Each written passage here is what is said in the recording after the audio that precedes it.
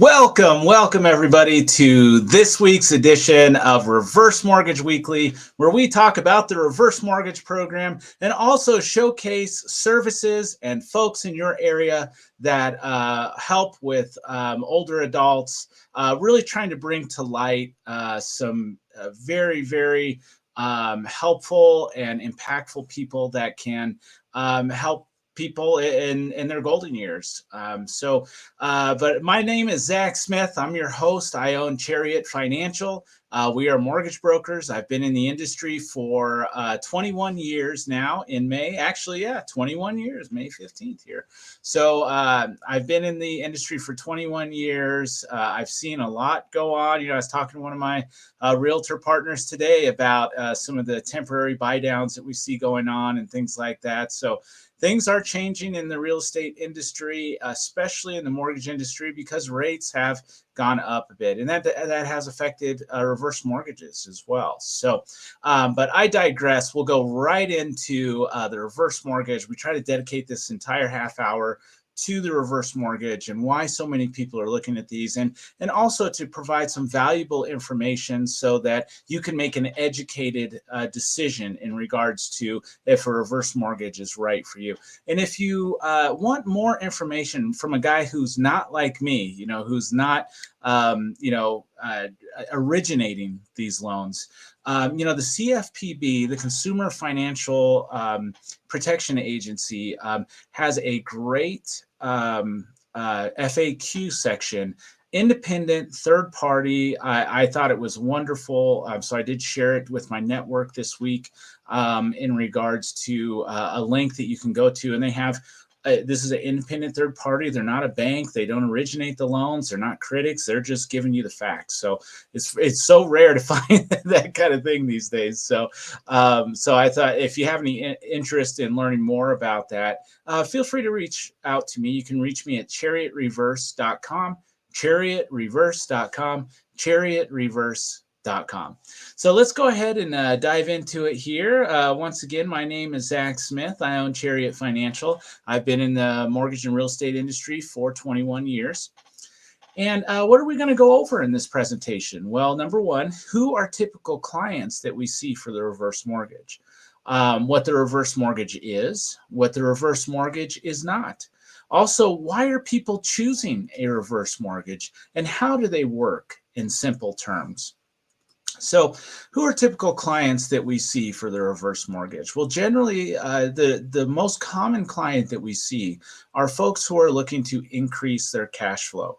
So what does that mean? That means that if you have a monthly mortgage payment, basically people are choosing to roll existing mortgage into a payment optional reverse mortgage. Now, there is a misnomer that the reverse mortgage eliminates your monthly mortgage payment.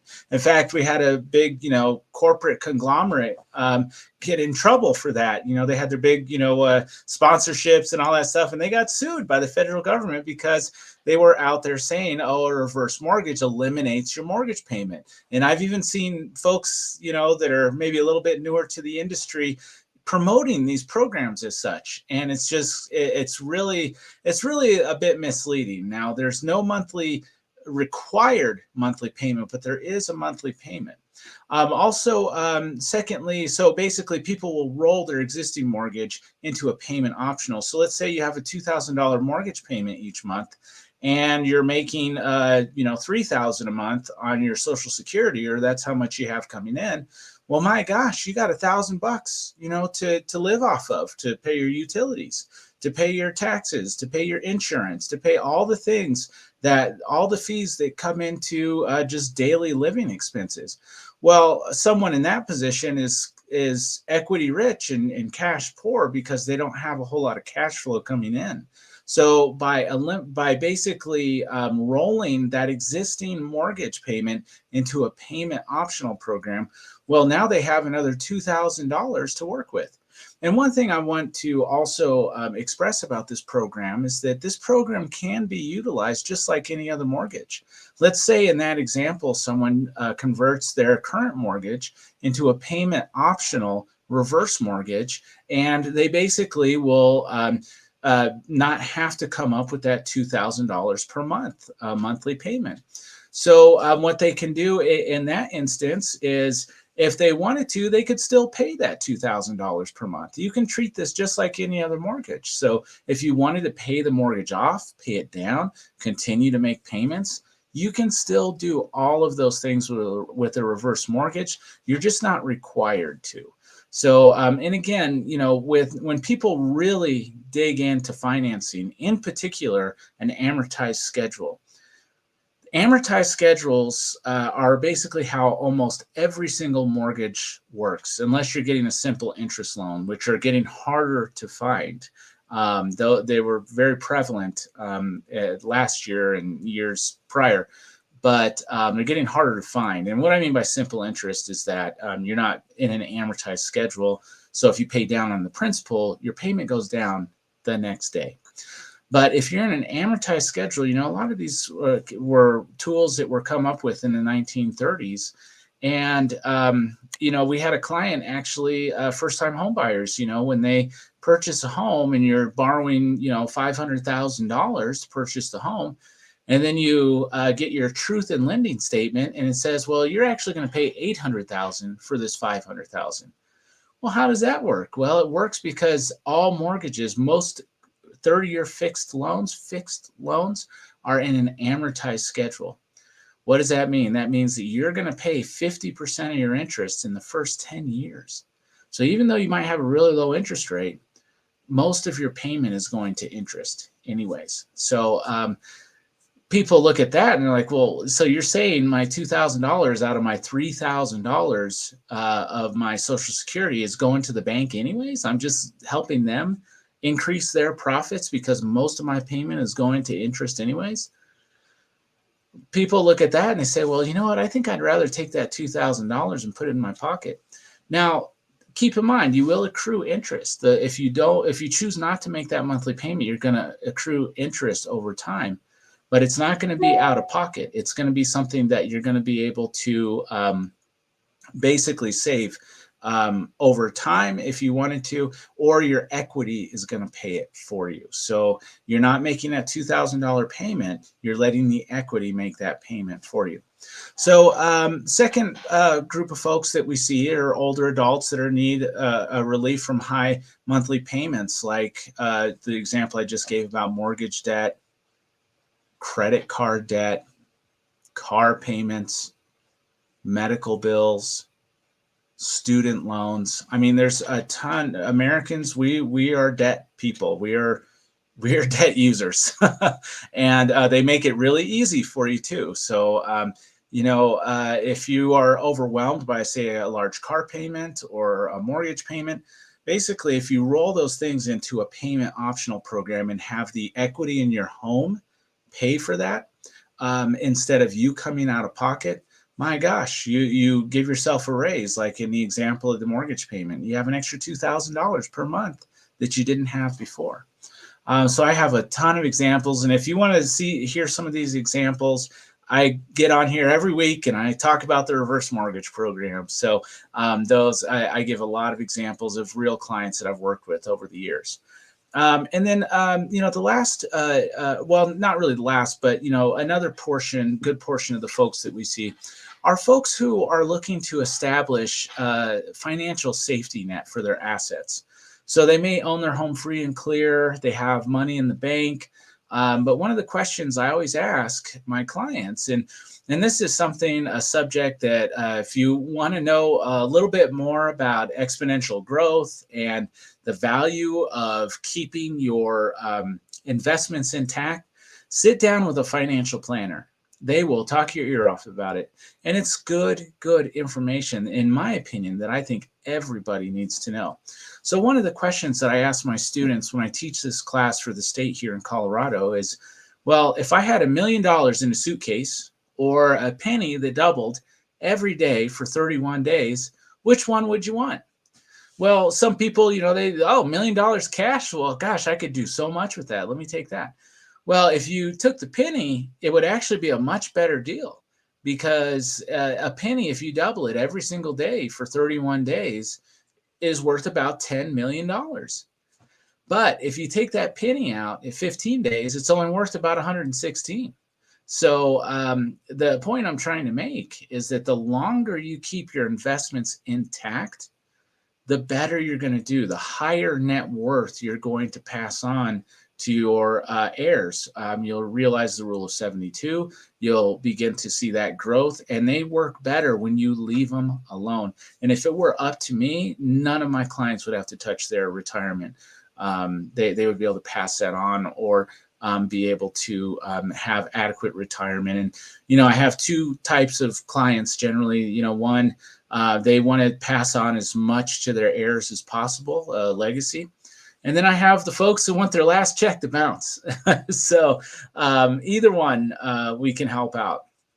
But the point I'm trying to make is that folks who have a retirement nest egg intact, they don't want to touch it. Well, they'll open up a line of credit so that they don't have to. So if something unforeseen happens, medical bills, or they get the itch to buy a Maserati or a yacht or something like that, or travel around the world or whatever, they don't have to reach into that retirement account. They can reach into their home equity, which is not growing at the same rate, especially now, as their retirement accounts. So it works out really well for folks in that situation. So what is a reverse mortgage? Well, a reverse mortgage is a mortgage loan, just like any other. It's got payments, but they are optional. Generally, we set it up with a line of credit, a cash payout, or a tenured payment. So what the tenured payment is basically like turning the house into an annuity where it pays you back each month. Not many people choose that option just because it doesn't give you the amount of benefit that some people think it will. So what a reverse mortgage is not? Well, it's not a government takeover of your home, regardless of what the folks that the financial gurus will tell you, out there. Oh, it's just a way to take your house. Believe me, if the bank, if you go upside down, and it's possible that you can go upside down on a reverse mortgage because it is negatively amortizing. Well, you know who loses in that situation? The bank. The bank loses in that situation because that means that you've been in your house for so long with this reverse mortgage because remember, with the reverse mortgage, we can't go very high on your loan to value. So let's say your house is worth $100,000. Generally, we can only go to 40 or 45,000 on one of these loans. So it's a really low loan amount. And that's one of the drawbacks to the reverse mortgage. You do need equity. It is not a program that will go to like 80, 90% loan to value. You do need equity in the home. But if you're in a reverse mortgage and you go upside down, you've played the bank basically, and the bank has miscalculated because the bank loses in that situation. And somehow, a lot of these financial gurus out there will look at that and say, oh, well, that's their goal, is for you to go upside down so they can take your house. The bank doesn't want your house. They don't make money off of real estate. Real estate's a big problem for them, actually. If they have to go into foreclosure, it has costs associated with it. It's just a whole big mess for them. They make money off of your money, off of your interest. So if you go upside down, the bank loses. So it's not a government takeover of your home, regardless of what your uncle says or whoever else says that. And it's not a way to make you upside down on your home either. Again, if you go upside down, the bank loses. The bank lost on their investment and they're paying out, not you. And it's not a payment-free mortgage. Again, there are mortgage payments. They're just optional. So let's talk a little bit about why people are choosing the reverse mortgage. So this has become a wildly popular program with older adults. And let's find out a little bit more why. Well, in my opinion, I think it's pretty simple. I think it comes down to liquidity and long-term financial planning. This is a program that can really accelerate both of those things over time, of course, but sometimes overnight. So let's talk a little bit about home equity and liquidity.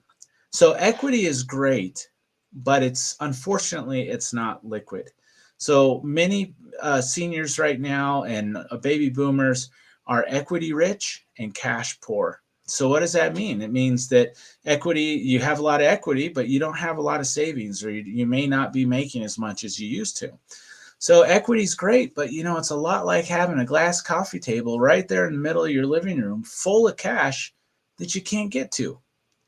So it's great, you sit down on the couch and you're watching your favorite show, which is probably the Nuggets right now, right? Denver Nuggets, we're making a run here. So you're watching the show or whatever, the game or whatever, and put your feet up on the coffee table there. Oh gosh, look at all that equity. Well, if something happens, if the car breaks down or something medical happens or something like that, well, you try to get into that cash, you can't get to it. You're going to need to call either someone like myself, a lender, to get the cash out, or you need to sell the property. And selling the property, and again, I find some of the financial gurus out there, that's their answers, to sell your house and live off the equity. I think that's a horrible, horrible advice to give somebody, because this is the thing. I mean, in that scenario, if you sell your house and you're living off the equity, what does that mean? That means you're paying rent. And if you're paying rent, you're paying a mortgage. You're just not paying your mortgage. So by setting up a reverse mortgage to stay in the home, you're actually still able to realize that equity, and that equity is actually making your payments for you at that point. So, and it's not like, with our equity, it's not like we can take a picture of our house and, go down to the grocery store and hand it over to the cashier and say, hey, here's all my groceries. Say, I want to pay with this picture of my house. It doesn't work that way. Equity is great, but it's not liquid. And that creates a problem in retirement, because most retirees are on a fixed income and they have limited cash flow. Most people don't want to work into their 60s and 70s. And unforeseen medical expenses can liquidate retirement assets prematurely. It's still the number one reason why people file for bankruptcy. The biggest fear that most people have in retirement, that a lot of my clients have, is running out of funds prematurely. So it's my assertion that if you're over the age of 62, you should no longer be paying a mortgage payment. Because if you are, you're either taking it from your limited cash flow, your limited income, or you're taking it from the bucket of your life savings. I've had several, and again, I've gone over a lot of these examples before, but, I've had a client in the past that, she had lost her husband, and she was in her 70s. She didn't want to leave her home. She's still living in her home up there in Arvada. And she was in a position where she had a mortgage. And like many, she had tapped into that mortgage several times, is almost using it like an ATM, which is, you can use your equity that way. People don't usually tend to look at that as a negative thing, if you use your equity because it's available. However, the reverse mortgage gets a little bit different connotation from folks, but it's really a much better way to use your equity, in my opinion. But she was taking money out of her life savings so that she could make her mortgage payment every single month. And that's just a recipe for disaster. It's just a recipe for financial disaster. So she called me, she had about $10,000 in the bank, and she was going upside down about $500 to $600 each month in her savings account.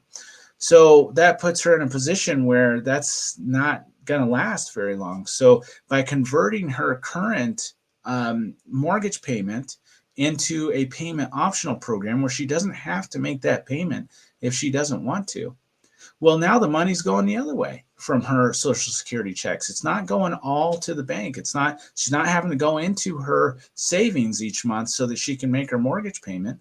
Now she's putting money back into savings. And liquidity is really the reason that was an issue for her, because she was not liquid enough to pay her mortgage payment each month with the income that she had received. So the reverse mortgage really solves the problem of liquidity. The reverse mortgage is designed to help older adults access equity when you need it. you have all this equity in the home. You have a lot of equity, and it's just sitting there. It's not really doing anything for you. It's not going to work. You're going to have it whether you have a mortgage on the property or you don't have a mortgage on the property. It's there. And the market conditions in regards to real estate, I mean, my gosh, it's been so profitable here for homeowners in the last 10 years, especially here in Colorado. And Freddie Mac just did their study, back in 2021 that said they expect 50 million millennials to enter the housing market in the next 10 years. Well, that means that there's going to be a lot of demand, just roaring demand. And what do we know about supply and demand? If there's a high demand and a low supply, which there seems to be right now, well, prices are going to increase. And again, I'm not the only one who thinks this. A lot of the hedge fund groups on Wall Street are also investing heavily in suburban real estate as well, because it does seem like a very solid investment right now.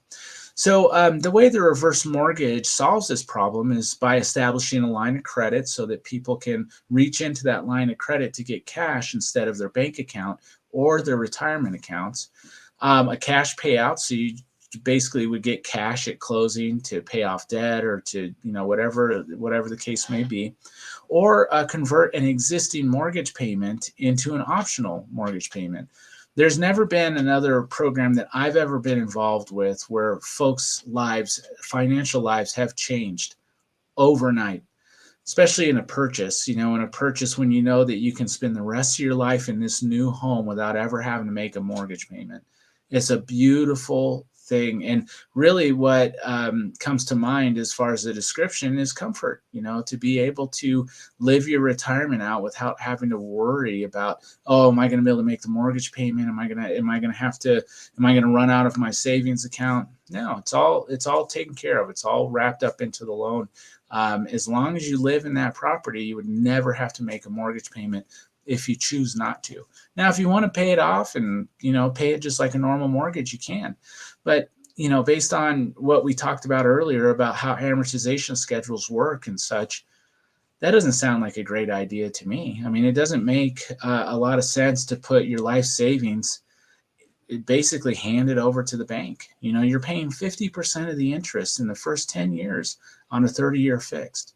So to me, I mean, and a lot of my clients, instead of them handing their retirement over to the bank, well, why don't you just put that retirement in your pocket and let it go to work for you? So that's how that kind of comes into play. The other way that people are using this program, which I don't know that the designers of this program really thought of this, but this has become a really big, prominent forefront issue, is using the reverse mortgage as a financial planning tool. I was just speaking with a financial planner yesterday, and this is the big push in the reverse mortgage world. You hear a lot of speakers out there and a lot of people talking about fiduciaries. Well, a fiduciary is supposed to make decisions in the best interest of their client. Well, for most Americans, their biggest asset is the equity in their home. So to ignore the equity in their home, to ignore that part of their financial profile, is, in some cases, can you call yourself a fiduciary where you're making the decisions and exploring all the options for your client, but while ignoring their largest asset? It just, the two don't equate. So some Americans, they're living longer as well, which creates a lot of concern about running out of retirement assets or the amount that they're going to leave to their heirs. So the research of Harold Ivinsky, Sean Pfeiffer, John Salter of Texas Tech, they published an article about the academic acceptance of the reverse mortgage product as it pertains to the survivability rates of one's assets when using home equity in their retirement plan. I've got the link there if you want to check it out.